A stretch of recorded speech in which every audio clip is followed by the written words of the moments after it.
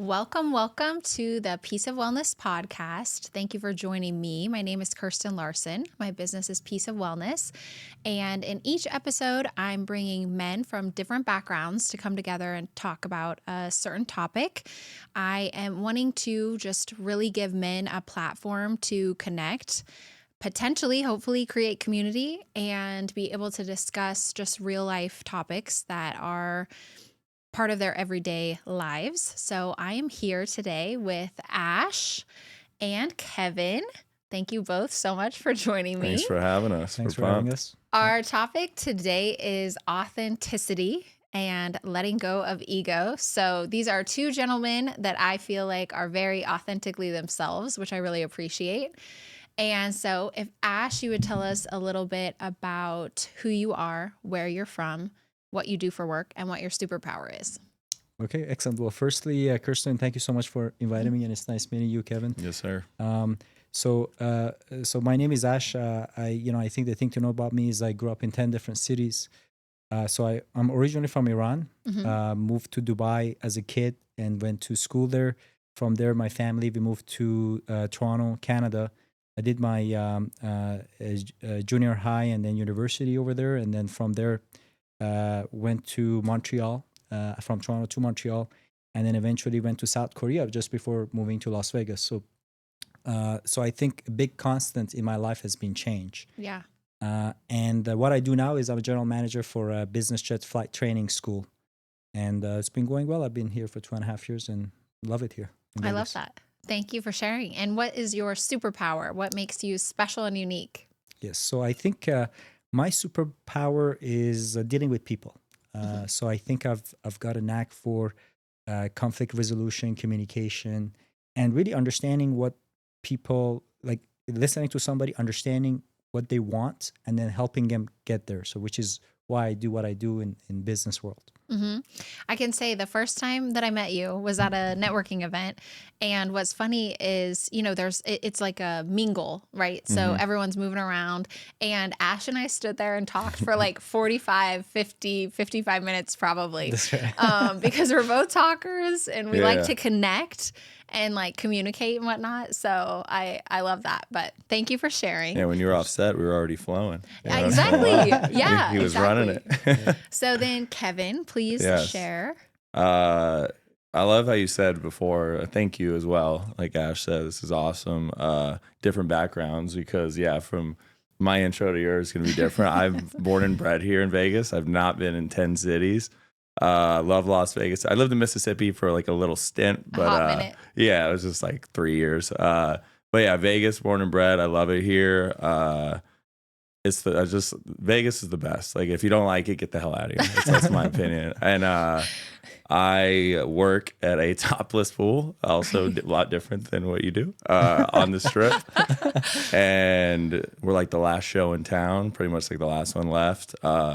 That is where we met, right? That is how we met. However, very professional. Let's be clear. Yes. Kirsten was never topless. Never that. And you're very professional. And, and sober. Just a good place, a fun place. You can have a little mix of both. Yep. And I've worked there for like 15 years now, and it's the best. I love it. So I actually want to say, because similarly, in that when I first met Kevin, we hit it off and chatted for a long time too. But my sister is a huge Maria topless, optional pool fan. Yes. And so when she comes to town, a lot of times she'll get a cabana there. So then that's how I end up meeting Kevin. And so it's all thanks to my sister. Shout out to Liz. Shout out to Liz. Yeah. She's the wild one. And then, like I said, you come from the professional side.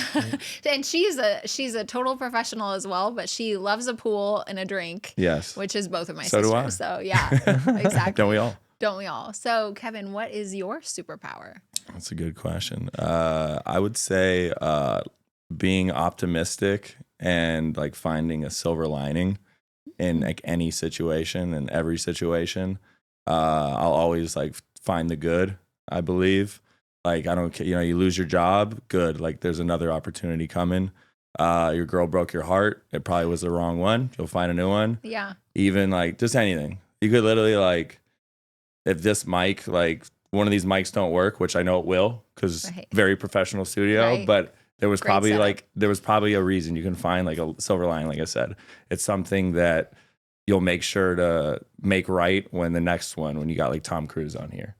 I love that we're on this, but I hope it works for the Tom Cruise, Matt Damon interview. That one's coming. I know it's I'm any sure minute. it is. But yeah, I will always find like the good and like a reason for something. Like J. Cole said, beauty in the struggle. And I believe in that.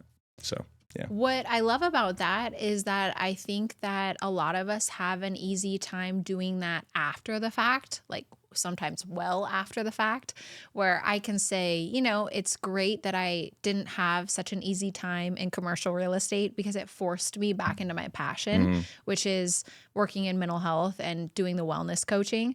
But while I was in it, there was no silver lining to that. It was pain and torture and torment day in and day out. I think like, it's problem solution, and like that goes like hand in hand with it. Like, it's like, I'm not saying right away I don't maybe go into panic mode or it's like this sucks, right? But real quick, like You can get there quick. Everything, obviously there's tragedy, there's bad things that happen in life where there is, I'm not going to sugarcoat it and say this was good, but 99% of the time, like it always works out. Yeah. There's always a pivot you can do to make it turn into a positive. So. Well, speaking of pivots, I feel like all three of us have probably had a number of times in our lives where we've had to pivot. And I'm just curious if you would attribute that to maybe your ability to be so authentic. But we're going to start, as this is about authenticity, with really what that means to the two of you. I would start with that. And then how do you feel like you've actually kind of achieved this, which I don't think it's similar to wellness or health, where I don't think we're ever quite there. Like there's no pinnacle, because we're kind of always trying to work and be our authentic self and grow and evolve. But first of all, what do you guys feel like it means? And then how have you kind of gotten yourselves there? Well, no, I think that's a very good question. For me, like pivoting, maybe because, if I relate it back to my story about like living in 10 different cities, like I said, the constant was change. And, when you live in so many places, well, what are you trying to do? You're trying to fit in, right? I mean, that's a natural thing that you want to do. And I did that for a long time until I realized that it wasn't making me happy because, like, let's say you did actually achieve that. Then one day you look at yourself in the mirror and you realize you don't recognize the person that you're looking at. Sure. And so then now you're like, well, where do I go from here? And so for me, the pivot was, instead of trying to fit in, how can I be unapologetically myself, like be myself and be okay with it. And that was the pivot. And obviously easier said than done, because then you need to overcome a lot of insecurities. You need to become vulnerable. You need to know yourself and be okay with your weaknesses, and then accept your strengths. So that was a very again, it didn't dawn on me. I had to go through a lot of difficult experiences till I got there. But once I felt like I got to experience it, I never wanted to let it go. So then the goal became about, how do I preserve this? Now, how do I continue being myself in spite of where I'm living or what the situation is or what the context is? Yeah. There's so much for me to say in response to this, but I have a really good friend who was born in India and moved when she was 9. And she and I have been having a lot more kind of in-depth, interesting conversations about the way we were raised and our parents and our family structures. And it's just so interesting to hear how it really was her goal for so long to fit in. Like everything was about being part of a group. And because of that, now she really wants to be inclusive with everyone too. It's really interesting to me how those things shape us. And being a Nebraska girl growing up in a small town where pretty much everybody looked like me, there wasn't really a lot. Whoa. Everyone looks like you. Right? Well, I appreciate that. There's levels. I appreciate that. But everyone is a vanilla, a lot of vanilla folks in Vanillaville. And so it's just such an interesting thing where I think there's a lot of pressure to try to fit in, certainly, but how greatly that varies based on, you know, where you come from and where you land and all this moving and all of that. So that's a super interesting point to me where What was her name? You said Arushi. Arushi. My good friend Arushi. I agree with that, like the fitting in, because this is something like, so growing up, all you want to do is fit in as a kid. Like you don't. Nobody wants to stand out. Like when you get older, you start to realize that like actually it's like nice to stand out. Whether like especially if you're trying to be in like entertainment or pop culture or whatever, that is usually what gets you there, is what you stand out.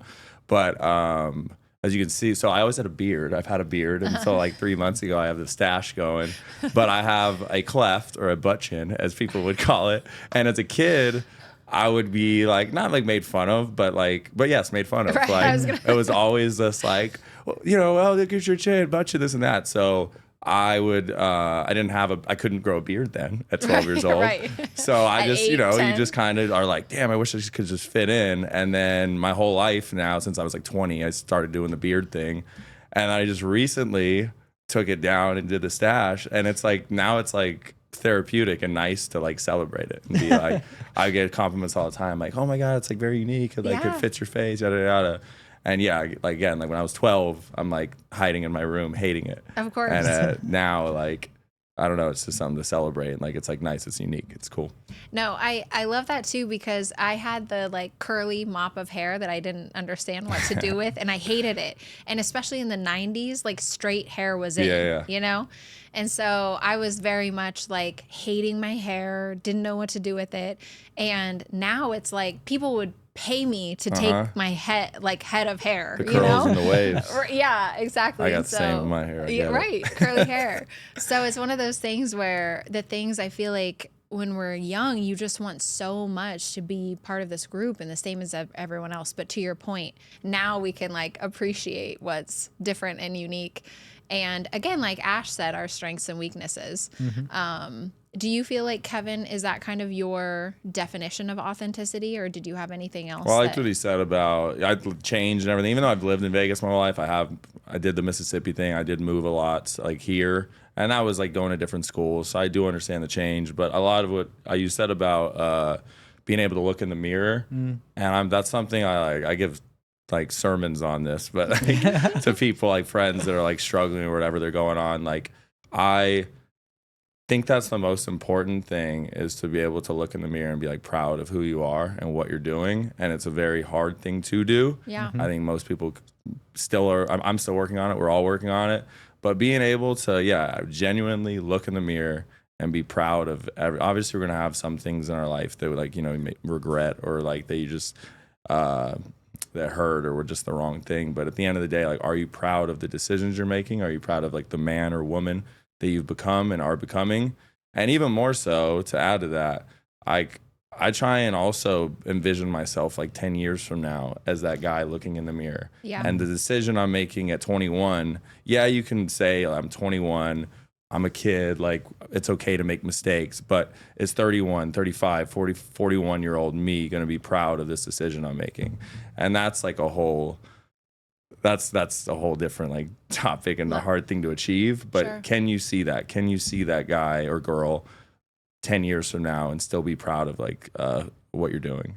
That's important. So that was actually going to be my next question, is for someone who's struggling with being proud of who they are, how do you feel like a person can get there? You know, like if you're saying, sure, let's be proud, we can be proud, love that. I'll think about myself, you know, in 10 years. And if that person would be proud of the decisions I'm making, which I like that as a tool, like think about, you know, when you're 40 or 50, looking back, would you be pleased with the progress that you're making now to try to get to that point? But if someone really struggles with that, what would you recommend for them? I'll let you take it out, but I would say immediately, I would just say like the foundation and the people around you is what can help that. But you want to go first? Yeah, sure. Go for it. No, so I always like to attribute a lot of things to values.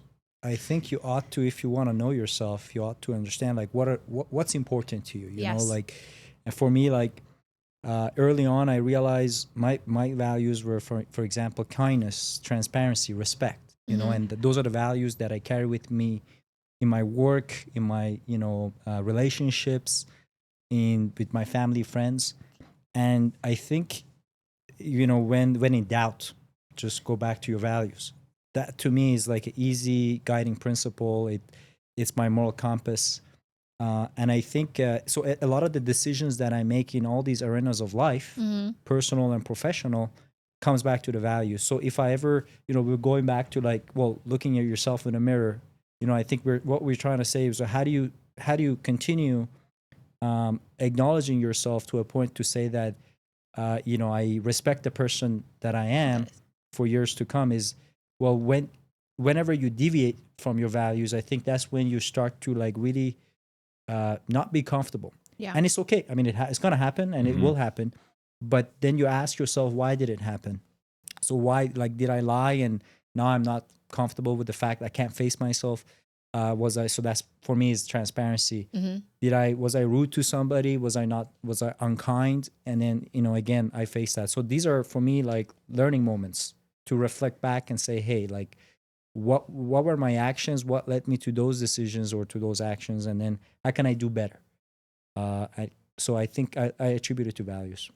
I love this too, because in my coaching sessions, so I do one-on-one coaching and then I go into companies and work with teams, and the value system is so important to the work that I do with people, because to your point, people are making decisions every single day based on their value system, but they have no idea what their values are. If I just went out on the street and asked 10 people, what are your values?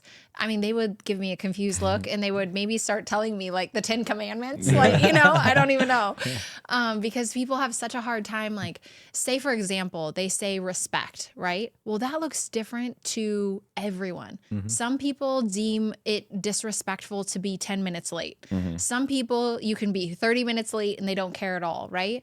And so they'll kind of say these main themes, but then they don't even really know what they mean. True. And so I love your point with values, because we are making decisions based on that, even when we don't realize it. And I think that it can be really helpful, because I feel like, personally, as not a man, I am a woman, but I feel like men are constantly making decisions, right? There's a lot of weight on you to have, certain things lined up for you and to take certain directions, and you're forced to make decisions and not always have sounding boards, which is, again, why I wanted to start Men's Group and do a podcast like this, where you're making a lot of decisions completely independently.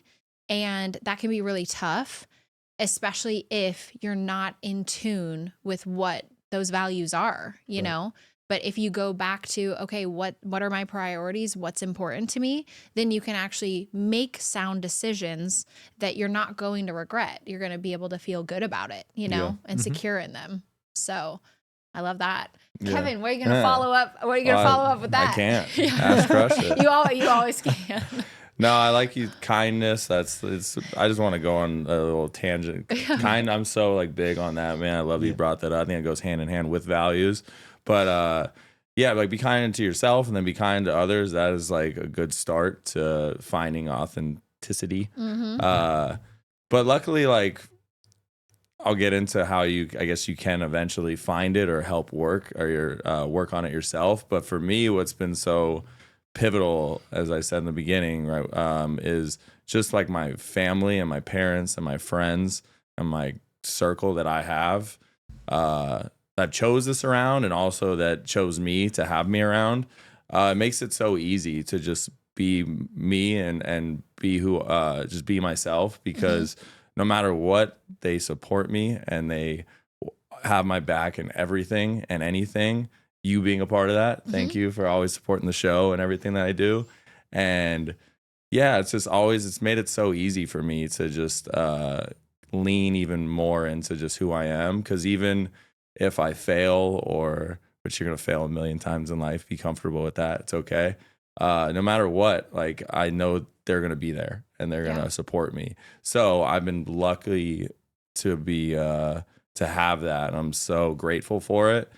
Now, not everybody's lucky enough to have that. but then there's also people that have been lucky enough and then they ruin it and they burn those bridges. And that's a lot of that's on them, and you have to have accountability of that. But for the ones that don't have that and maybe they didn't have the parents, you don't have friends that support, I would say people are out there that will support. Yeah. Find those. It could be a family member that maybe like you've lost touch with, or it could be a friend that you lost touch with, or it could be people meeting you today and like getting to know you more, Kirsten, over the years. And just that'll help you so much when you have a support group. It really will. Like I'm confident like who I am and I can handle things alone, but it's because of that why I can handle it alone. Yeah. Because no matter what happens, I know they're there and they're there to support. So yeah, just find people that love you no matter what, and that'll help you to be yourself. I completely agree, and I am super fortunate to have such a great support network too, which, I was just born into like wonderful parents, which is just hitting the lottery. And I think too, to your point, it takes time, energy, and effort to curate that, after our family unit, we still have to find people that it's like the company we keep really says something about us, and back to the point about values, if we're finding people whose values are in line with ours, then there's no limit to where we can go with their support and where they can go, So I love that piece too, because support is huge. And just to touch on it too, like you said, like I don't know anything about your parents, so you said like you were lucky enough to, and so was I, but it doesn't be like my parents aren't like cookie cutter parents. Like my mom is wilder than I am. She's a crazy woman. I love her to death. But this says a lot, Kevin. Yeah, exactly. But no, so it's not. I think when people say that, they just envision like, well, you were lucky enough to have like the perfect mom, perfect dad. No, like they are both very flawed humans. They're flawed humans but that are good parents. They're so caring and people look at their parents and friends and they just think like, well, they're not like perfect. They're not going to be perfect. It's just seeing the good in all of them and like the love they have for you. And not everybody has that, but hopefully you do. But again, it doesn't mean that they're like a perfect person. Correct. But they just have been perfect in your life and perfect for you. And exactly to your point, just absolutely caring and loving enough to put their children, to prioritize their children, which thank God, because that gift is endless. As far as for me, they've been an endless blessing. But I'm really curious because we've talked about kind of how you both are authentic, but I would love to hear about a time is there a specific time you can think of that you really struggled with being your authentic self and maybe kind of fumbled and either it didn't go so well or you were able to kind of overcome it, but can you think of a specific time? Yeah, maybe I'll start. Well, so by the way, I don't have a lot of quotes, but I have like a handful of quotes in my life that I remember. So, so if I quote something, don't think I quote a lot. But one, there's Wait, what do you mean by that? So quote, so I was gonna start with the quote, and you'll understand. So Nietzsche once said, when you're finding a monster, be aware not to become the monster. Okay. So quotes. Quotes. Well, no. So the reason I say that is because I'm trying to say. You said when. I'm relating it to where once So let's say I talked about values, right? So kindness, transparency, respect. Sometimes you're dealing with people. So you talked about a time when you fumble. Yeah. Right? So I was dealing with people that did the opposite of that to me. Right. And so let's say you're kind constantly in business, and then you start to deal with people who are just after you ruthless. For no good reason. Well, you almost want to become like that. Yes. So that's the struggle, right? I mean, you're trying to stay on path. You're trying to be good to people. You would think that just because you're good to people and you're respectful, that everything was gonna go well. That's false. Very false. In fact, like you would feel like maybe they're taking advantage of you. So you start to think, well, maybe I'm being too nice. Maybe I'm, maybe I should become like them. So that made me think of that quote, of what Nietzsche said about don't become the monster. And those are the times where you're being tested. Because if everything is going well, I mean, life is easy that way, right? But it's not like that. No. So then how do you say, well, look, you know, I mean, you were talking earlier, we were talking about you have this dating thing, you know, the channel and all that. Yeah. And, you know, so like, let's say you're on a date and you're being very nice and respectful and everything, and your date starts to just be mean and just like very rude. So, Which they do. And then sometimes people react to those things by being the same. And Sure. it's harder. So it's easier to do that. It's harder to say, no, look, I stand by my value. I think it's important to me. And I'm going to be empathetic to their circumstances, Yep. but I'm not going to give in. Choose the high road. Exactly. Yeah. Easier said than done in businesses, in you know, in relationships and all that, dating, whatever. But I think for me, it came through in business where I felt like, you know, the mission of the company is great. We were not out, you know, the cause was good. We were creating jobs and, you know, we were serving customers well. So there's nothing shady going on. But then there were all these people out to get us and try to like destroy the business.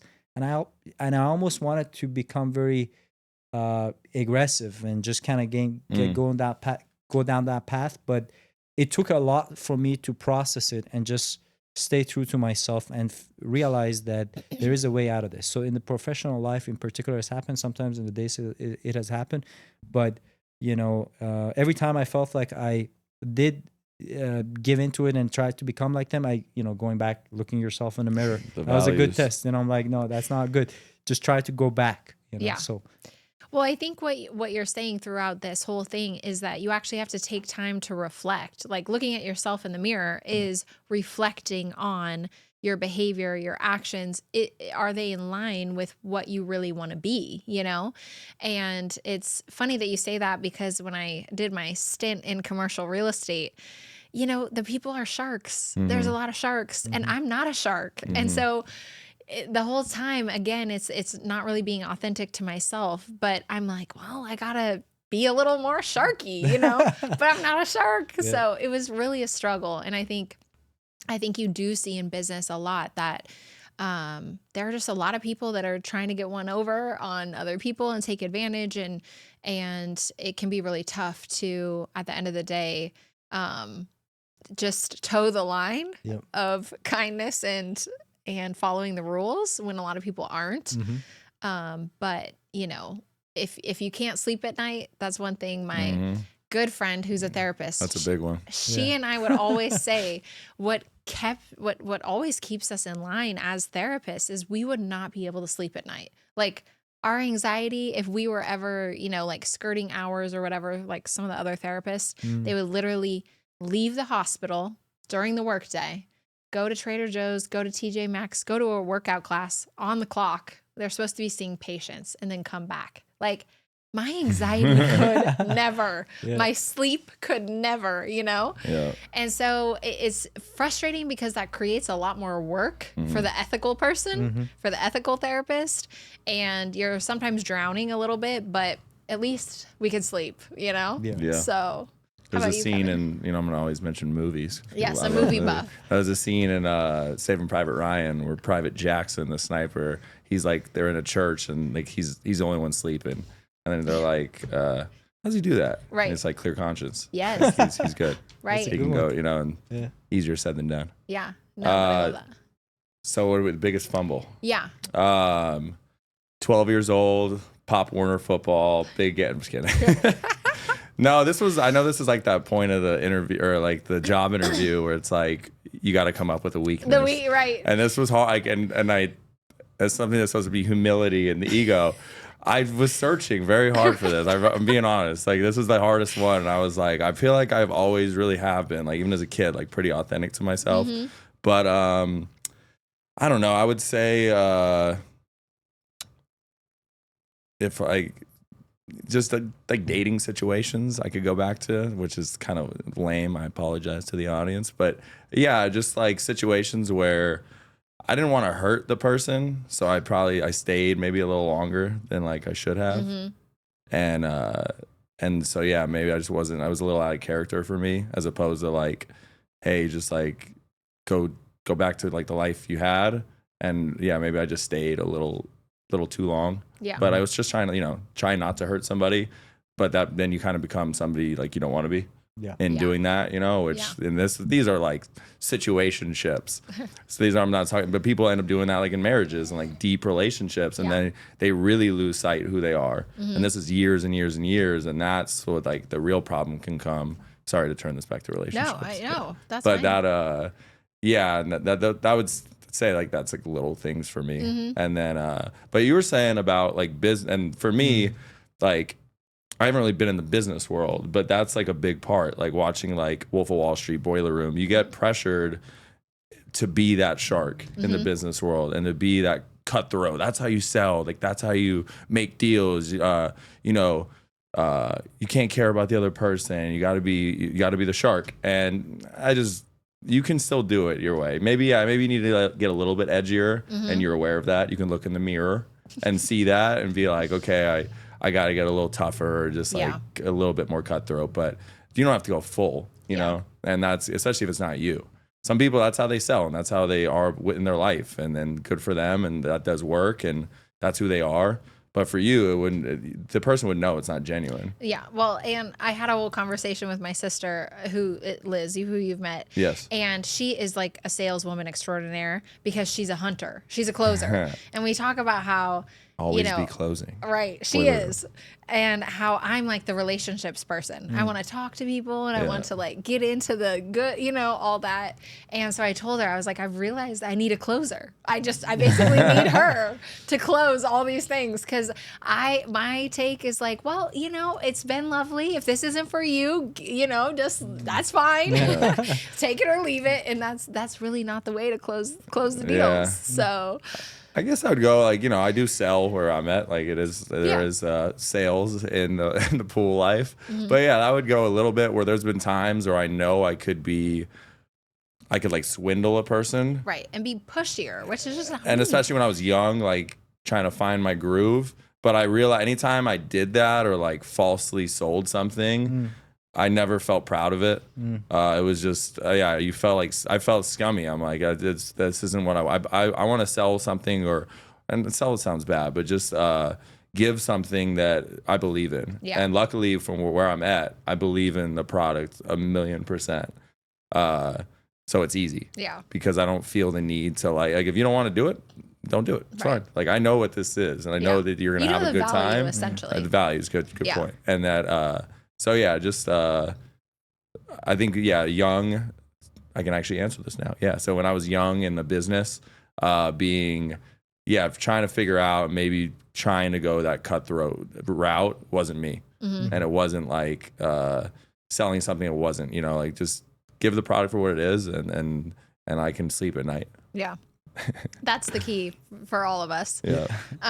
So I'm curious what you guys think about the role of ego in all of this. Like, how do you understand the concept of ego, number one? And then where do you feel like ego's place is in being authentic? Yeah, so for me, I think the way I understand ego is very simple, right? So I think ego is always understood it as the idea of self, right? Which in and itself, the concept, there's nothing wrong with it, right? Like you need to be aware of yourself, your conscious self. Because, again, it's like second quote I'll use.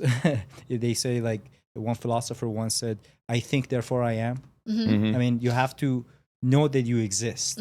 That's ego, I think, philosophically.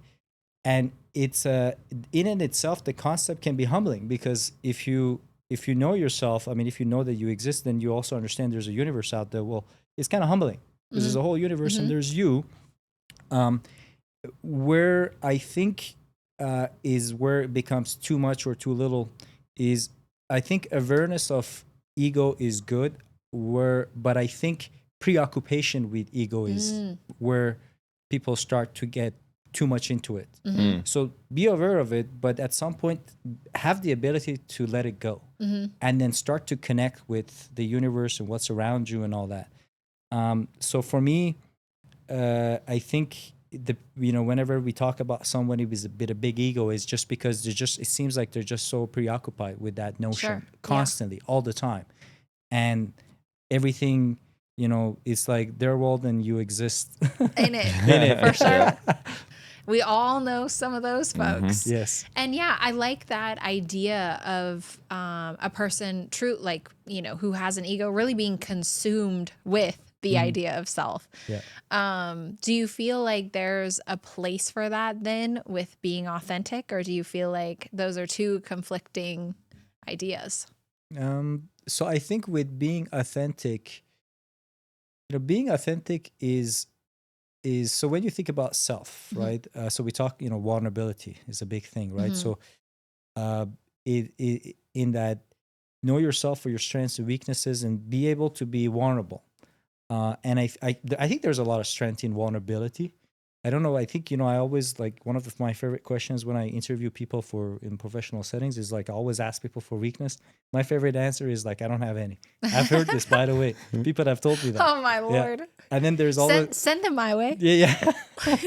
And then there are the ones who give you the kind of like the answer that, it's a weakness, but it's actually a strength. Right. Yeah, the yeah. Google. Yeah, the I'm Google. like too Too professional, yeah. The interview weakness question. Yeah.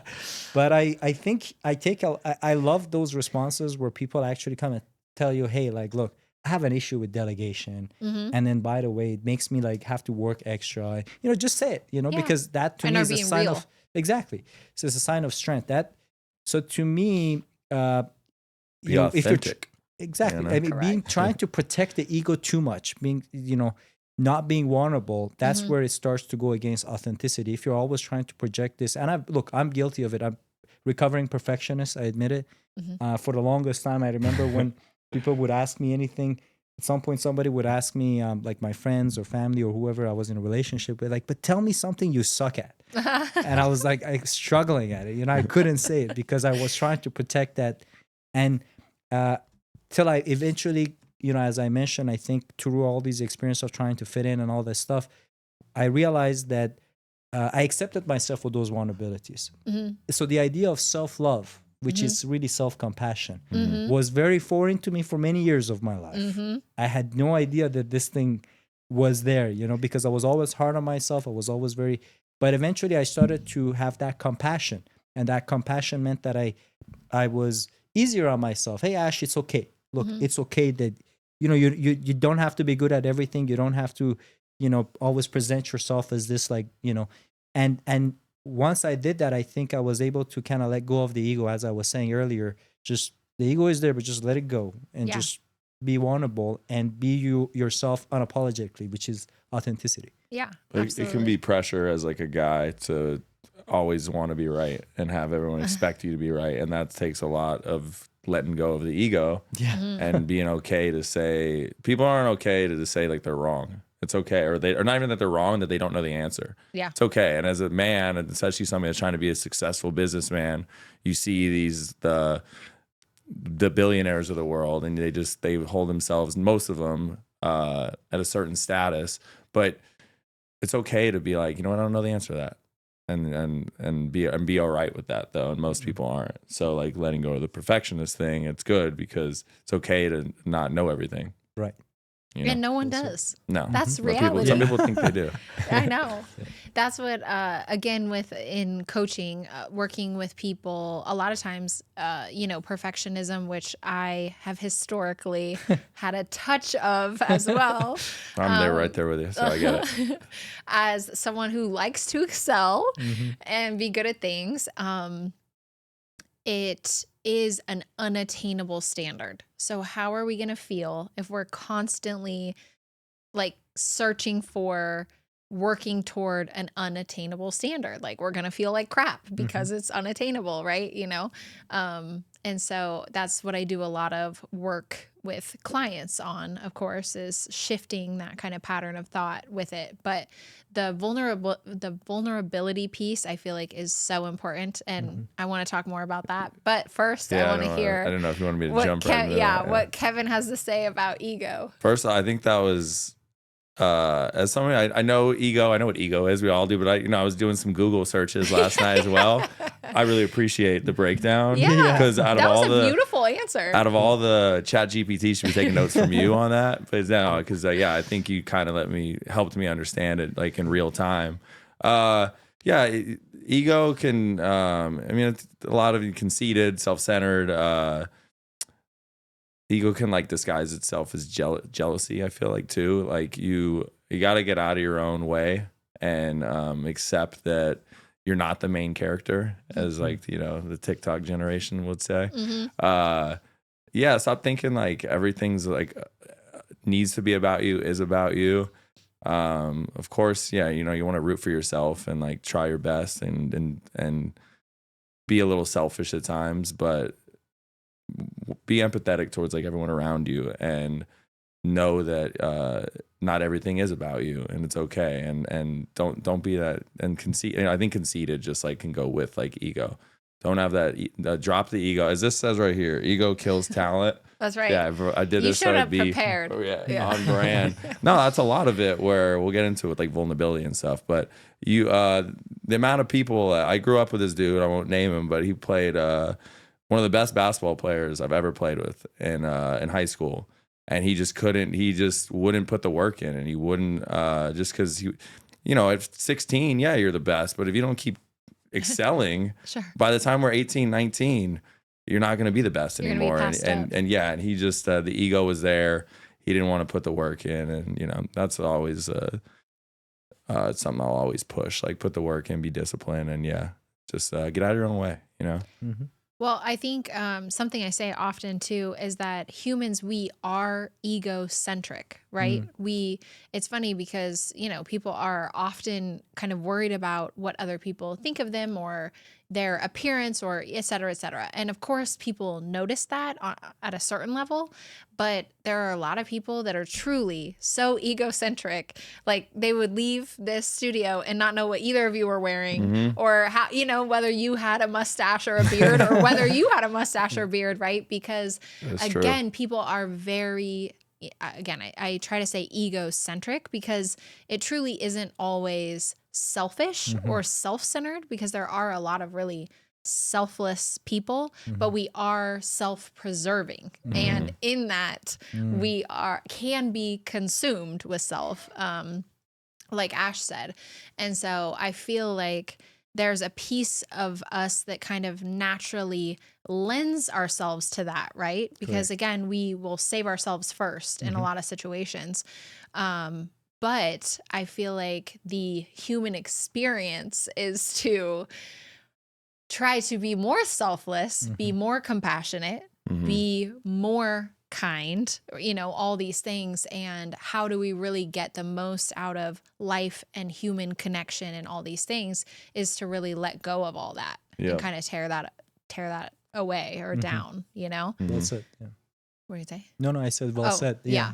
Very well said. Oh, thanks guys. Trying to boost your ego. You know what I'm saying? Yeah, it needs boosting, doesn't it? No, I'm just good. kidding. So then, going to the vulnerability piece, man, this is just like such a great topic to me, because I think certainly as men, and of course I cannot speak for being a man because I am not, but I think that what is culturally or societally accepted, is to be unfeeling and kind of rigid, or like making, I don't know, you do have to be right, or, like all these things that really contradict vulnerability and compassion and all that. So how do you find that balance, and how is that something that you can really strengthen within yourself, or recommend or tell others how they can do that? Does that make sense? Do you want me to go first Yeah, on go one? ahead. Yeah, go. I don't want the pressure Right. on you every single time, So I think you're in like the business world, and being vulnerable can be attributed to weakness, in that world. But for me, like on the other thing that I do, film, theater, cinema, like vulnerability is kind of like a strength. I believe in that, because like the best actors in the world need to be vulnerable. Like that's where the most strength comes from, is to get out of your head and be in the character and be able to let go. And that's when the greatness comes. So I do believe though you can translate that to life as well. And it's okay to let your emotions like free. I'm not talking about cry everywhere, but just be you and express yourself to people and show who you are. Because going back to theater, I've dabbled in acting and everything. And when you're overthinking the character or what you're about to do, it's always going to end up flat. It'll never work. And that could be to go to relationships. That could be in love. That could be in liking somebody. When you're reserved and like, just go for it, and don't think about it too much. And that's when you get the best piece in cinema, in theater, is letting go and really just going for it and embracing the character and what the scene calls for. And that would be, like I said, it's in life. Like, I think that's where the strength can come from, is just being yourself and being okay with it. And if people don't like it, like, whatever. I think this is something that you're actually practicing maybe even more than you think or are aware of, because you are always putting out, what do you even call, like, you call it content? Yeah, content. Content, but like such a lame word to say, but yeah, content. Well, it's hard to express to the audience what this is, because they're kind of like skits and like shorts. Yeah. I feel like, right? No, that's actually a good point. Yeah, like, because it's not just like everyone's putting out content. I mean, I'm putting out content, but they're not like orchestrated, organized skits and shorts. Like, that's what I call them, right? Stuff I do on that, I can't believe, like, you ask like 15-year-old me like what I'm doing now, I'd be like, what? Like, I'm like dancing and stuff. I'm like I played like George Michael and Freddie Mercury recently in a couple of skits, which is, and that's like the hardest thing ever to try and pull off. And yeah, like well, so just going with that, it's I have moments of like, am I really putting this out for the whole public, to like the whole world to see? But yeah, like, whatever, that's me. If you don't like it, like, the people that they love me and care about me, I enjoy it, they're gonna enjoy it, and like, just let it fly, go for it.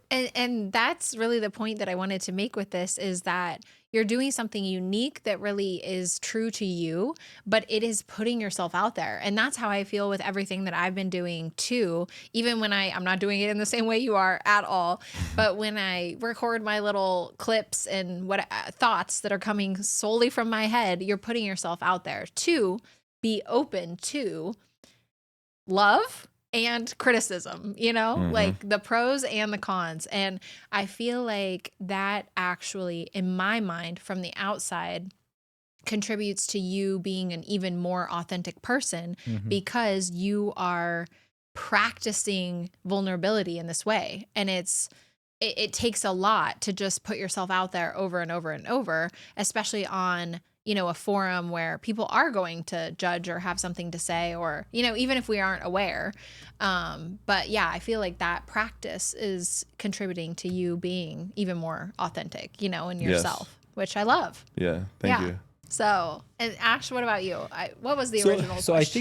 I think, thanks for going first. Give me some time. I figured you could piggyback off this, Well, yeah, no, I think, in when you talk about business, what I do is leadership, in the business. And a big part of leadership is, people need to relate to you, right? I mean, if you're just so unrelatable, how are you going to lead, right? Yes. And a big part of like relating to others comes through being vulnerable. Like, if you're always that perfect, nobody can relate to you. Right. So I realized that very early on, that I actually even, if I wanted to lead effectively, I needed to be vulnerable so that people relate to me, and so that I can then, be able to influence. But do that in an authentic way. So I think the more, in fact, in the business world, in leadership, the more vulnerable you become, the more people, because you can, there's always somebody, like with my employees, sometimes we're talking about something and I'm like, look, I suck at this. Like, I'm really bad at this. And they love it. They hear it, because like, That's great. And that's what I try to do. And, but you have to do it in a very genuine way, right? Like, you never want to make anything up. That's the last thing you ever want to do. But I think vulnerability makes you relatable, which then allows you to lead. Is kind of short of what I'm trying to say. Absolutely. And I I refer to that in my coaching sessions and when I was a therapist as like self-disclosure. Like I will disclose that I have anxiety and struggle with X, Y, and Z, you know, and that this relationship had this piece. And it is a delicate balance because again, like as the leader, as the coach, you can't be so messy and so all over the place that then people lose respect for you. But there is a really lovely way of opening yourself up and saying, you know, I'm not great at this. I do struggle with this, that allows people to relate and thus connect, you know? And as a leader, as a coach, we're all about connecting because you want that relationship to be strong enough that people will open up. Yeah. And be able to do that in return, right? So I really love that piece and the fact that in a different way, I feel like you are practicing it on a regular basis, like Kevin is. Like it's very different the way that you're practicing the vulnerability, but you really are doing that regularly and consistently, you know? That's right. And I think that's huge because truly, like if we don't use it, we lose it, you know, like this applies to all of these different muscles, which I don't think that a lot of people would necessarily identify, like compassion or vulnerability as like a muscle that we're exercising, but it really is just like discipline, just like consistency, all of these things that we want to be. If we're not practicing them regularly, you know, good. They're not going to happen. Right. I like that. Yeah. Yeah, and you don't want should it have to a be podcast. So I should be a coach or something like that, right? Yeah. And no, I think you said it well, and I think you never want to be in a position where, because people, you know, I think people underestimate other people. They think that they don't realize these things about like yourself, but so you think by preserving this perfect image that you are somehow hiding it, but people are smarter than that. They figured it out. Right. That's So pretty good. you know, that's how the whole premise of stand-up comedy, right? You just go and you just say it because it's true, right? Yeah. And people laugh, whether it's about yourself or about the circumstance or whatever it is that the society is experiencing. So I think it's good to just kind of go out and say it, and then people will appreciate it. That the trust will go up, and then they want to open up, and then, you know, from there, like everything is a lot better. Yeah. Everything goes a lot more smoothly. Correct. Yeah. Certainly.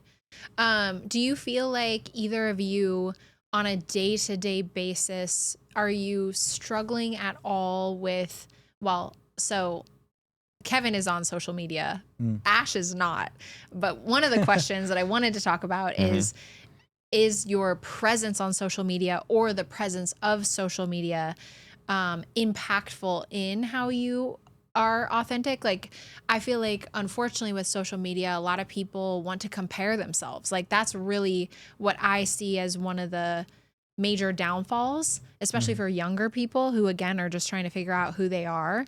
It can be really tough to just see what is these, like, seemingly perfect, curated snippets of someone's life, you know?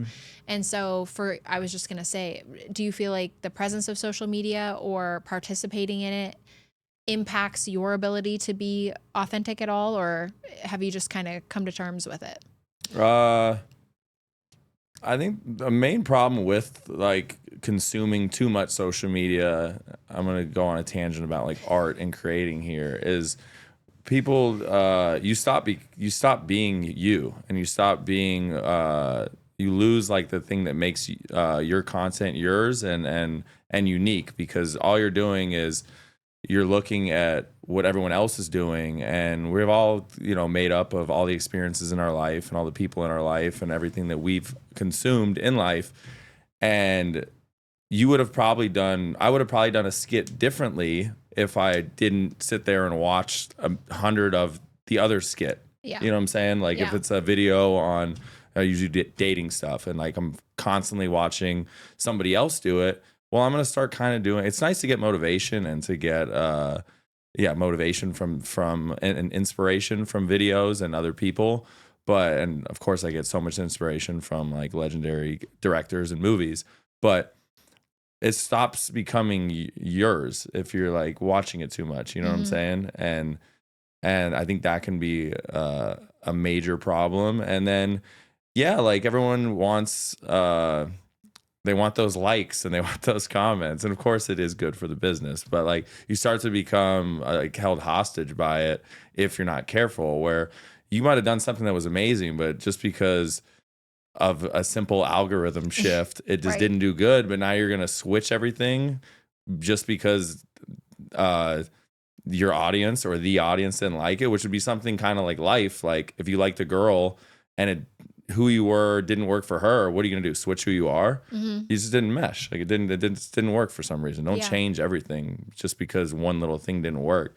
And, you know, I've made a million videos and like you put it out and you think it's going to be The Godfather, and then it comes and like, and you realize, oh, it's quick. You know, you have some of the ones that have been like this, like these great things, like the Dirty Dancing video I did recently, or Forrest Gump, shameless plug. Those did like very well, and it's great. But also they're dead in like 24 hours, and that's like the world we live in now.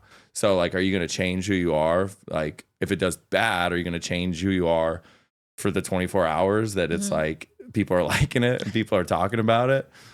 And or are you going to change for ones that do good? So yeah, you have to be grounded when you're looking at all this, especially for females. Like I know this is focused on males, but women, it's a whole different ballgame. They're scrolling and it's just constant like, well, she's better than me. She's got can we cuss on this? Well, I'll be careful. yeah. We'll cut. She's got a larger whatever than me, you know. She's a little curvier than I am, but and that's hard in itself. But even as a man, you know, you're watching like, oh, he's funnier, he's this, he's got a better girl, he's got yada yada, he's got a cooler car. You have to be very careful. The social media thing is a dangerous game. It is. And I love that you use the word grounded, because I think that is a theme throughout all of this, is the more we can stay grounded and really like celebrate our uniqueness, again, to what both of you have said this whole, hour, is just staying true to that, then it really is more conducive to being authentic and being our true selves, for sure. And Ash is not on social media. So what made you make that decision? Yeah. No, actually, well, I have to correct it. Maybe I'm on the worst social media. I'm on LinkedIn. Oh, right. Which is the worst. That and Twitter, X are battling. Social media. So I don't have anything else. I mean, I gave up social media a while ago because I figured like people close to me are in my life and I'm close to them. And it was just too much time. I just didn't keep up with it. But I think LinkedIn is terrible. Like LinkedIn, and I use it. What's terrible about LinkedIn to you, Ash? I think it's a platform where, when you think about what it stands for, is companies are there, right? So which company ever wants to look bad? No company, right? Correct. And you are there representing the company. So, and then what do you see all the time? Is people getting promotion, more promotions? Is this company promoting this? It's all about promotions. It's never about, like, nobody ever goes there and like as a company representative and says, I'm depressed. Yeah. And for it to be celebrated. I don't think the platform, in my opinion, I mean, I think it could be designed differently where it would promote those things. But right now, like, nobody would go and says, I got fired, Even if people do that, they do it as a way to try to get more likes so that they get it. Everything is just got a positive spin to it. Yeah. Like nobody just comes and says, I'm depressed. I got this. That's it. Right. It sucks, period. Yeah, exactly. I think LinkedIn anxiety is very real. Yeah. Like I know people that they give up their LinkedIn. They're like, I can't, especially if you're not secure about your job or if you're going through job changes. When you go there, it's just overwhelming. Everything about it is just about people getting jobs and you're the one who's not getting it. Yeah. There's no other content. The content is just about that. Yeah. So, but when you think about it, the premise is corporations making profit, quarterly earnings, all those things. So they really, again, no CEO goes there and just like is negative about things. So I think it's a harder channel to maybe promote those things. I mean, the most you ever see negative is open to work, but everything else is I'm hiring. Yes. So, and honestly, when people have the open to work on their picture, then I kind of feel bad. You're like, oh, but I've been there. I'm not versed in the LinkedIn. You're a little out of this. So world. you're not missing out, honestly. But it's I won't make an account. Yeah. No, but I think there's opportunity, and I think over time it will get there. But right now I don't. I empathize with a lot of people that say like when they go on this platform, you have to be very secure about your job. You have to be very in the whole business thing for it to like make sense. Otherwise, it's just like a lot of I don't think just kind of self-doubt that breeds, I would say. Yeah, like it's not very genuine, I would say. Just all the positives. It's just Yeah. all the positives. It's just no opportunity to put in the negative. So I think it's terrible. You know? I can't. I don't. I actually love this perspective because I'm a little newer to LinkedIn and having my own business. It's just different, you know. Working in healthcare, we were so cut off from like the world and business and anything that like I would have never been on LinkedIn. That would have never happened. And so it's really interesting to kind of hear it from now my perspective. But then it's just me. Like my business is me. So you know, it's different. Yeah. But I like to hear this perspective because it's unique. But and anytime anybody posts anything about, hey, like I just climbed Mount Kilimanjaro, and people are like, just put it on Facebook, put it on something else. Like You're wrong platform, you know? Right. So yeah. Yeah, exactly. Well, gentlemen, we have to wrap up, but I appreciate so much, honestly, both of you being open and vulnerable in this conversation. It's been fantastic. The way I love to end each podcast is to talk about a favorite food from a favorite restaurant, because I am a huge foodie, food lover. It's kind of like a prerequisite being from Nebraska. Like you just have to eat. And so one of the ones that I wanted to mention is a place called Table 34. It's actually near the airport and it has a terrible location, which the owner will also agree with, because the food is so good. And I feel like if they were in a different place, it would be such a different story. But they have an amazing burger, fries, and this like special sauce that I always tell him I want like a vat of, because I just basically want to drink it, which is disgusting. But it's basically like a Thousand Island too. That's great. But my dad had like his favorite ever tuna melt there. And my mom has celiac disease, so she's gluten-free, but she had this like amazing like fish chowder kind of thing. So their food is so great. He opened a new restaurant called Bramar that's Italian. Okay. It's actually near Cleaver and the Moroccan place. And I then know Cleaver. Yeah, and this new place called Middle Child. It's kind of in that little strip there. That's an Italian, like an upscale Italian place that's really good too. So that'll be my plug for today. But how about you, Ash? What's one of your favorite meals? But I'm not a foodie at all. I have to admit, like I'm terrible with food. I can eat cold pizza and think it's great. You know? So there's nothing against what I'm gonna recommend, but. I love Acorn Rig, their tomahawk. It's my favorite. You know, I think it's just like the ambiance, the way it is. It's a butcher shop. Yeah. I love when butcher shops become like steakhouses. You know, to me, it just goes Tivoli or District? Huh? Which one? Oh no, so Tivoli. Tivoli. Okay, Yeah, I agree. Certainly, yeah. I agree on that. Summerlin location. It's good to be approved by a local. So. Right. That's right. How long we got in this? You know, I'm gonna run the restaurant. Yeah, I know. No, yeah. Just one of your favorites. I'm gonna add that to the restaurant tour 24. Yeah. So John Cutter is one of my favorites, like local spot. I'm gonna hit 3 real quick. Okay. John Cutter, great We'll allow spot. it. It's in Summerlin, and it's they do half off steaks on Sunday. I literally go pretty much. There's a good chance you'll see me there Exclusively on Sundays. On Sundays, half off all their steaks, and it's like it could be like a strip $80 steak that they usually sell for like $45-$50. You'll get it for $25-$30. So, or whatever the math on that is. I'm a steak and girl. Amazing. And then my favorite though is Golden Steer in town. I love just the authentic, like old school Vegas feel. You can get a booth like that. DiMaggio and Marilyn Monroe, which DiMaggio has 2 actually, because he was by Marilyn Monroe, and then they had to switch him to another booth when the breakup happened. This big separation. And but number 1 on the restaurant tour list right now is Lotus of Siam, the cow soy crispy duck. Okay, Unbelievable. Which I mean, do you go to the old Flamingo I haven't been to the original, and it already to me is amazing. So I think it'll get like even another little notch. It will if I go to the original one. It will. So I am a huge Thai fan, and Lotus of Siam, I've been to all of their locations, which they had a third. They used to have another one that I can't even remember exactly where it was, but they have amazing food. But now shout they out have La Thai downtown. La Thai is also good. And 8 East, like sister properties. Nataya's Kitchen. we're going. I mean, the list is long, guys. The list is long, especially in the Thai world. But Perfect. thank you both so much. was I really awesome. love this Yeah, conversation. Killed it, buddy. And Absolutely. as always, these You too. gentlemen did not meet ahead of time, which is why I love just how these conversations, come together. But thank you so much for watching. I hope you enjoyed. Please like, share, and subscribe to the Peace of Wellness podcast. And I'll see you next time.